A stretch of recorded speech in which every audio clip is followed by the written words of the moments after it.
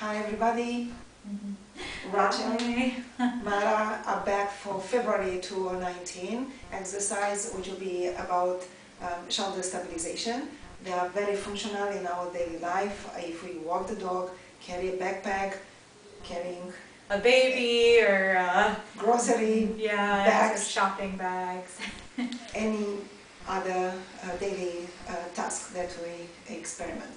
We are going to sit, just Rachel should turn around facing away from the camera. I'm using the pole to review the neutral position of the spine. So the back is leaning against the pole. We have the sacrum against the pole, the bottom ribs, and the head against the pole. As a result, we should have a little space behind the lumbar spine and behind the cervical spine. We try to have the tallest position that we can from the bottom to the top of the head. Then we are going to ask Rachel to raise the arms forward parallel to the floor. We are going to start with retraction. So retract the shoulder blades back, create a valley, and try to squeeze the pole between the shoulder blades and then release. We are going to repeat 2 more times as you squeeze the shoulder blades and then release. Let's try 1 more time. Then we are going to the following movement, which will be protraction, retraction. So protract as you move the shoulders away from the pole, and then we just relax them. And again, so we're going to protract and then release. And we're going to try 1 more time.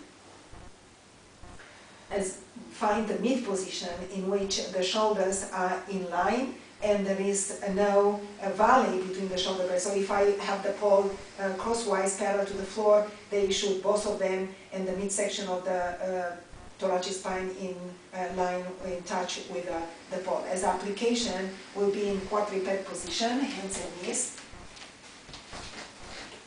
I'm using first the block in order to coordinate the hips movement together. We are going first to find the neutral position of the spine as we did in sitting. So we are going to rock the pelvis backward and rock the pelvis forward a few more times just to feel the movement, and then find the mid position in which the sacrum will be facing up to the ceiling, which will have a little space. Now we are going to work to retract your shoulder blades, so let the chest to sink, and then release by pushing the chest away from the mat. So I'm going to squeeze the shoulder blades and then release. And again, so I'm going to squeeze them back and release. So the relaxation will be keeping the chest away from the mat and the shoulder blades in line.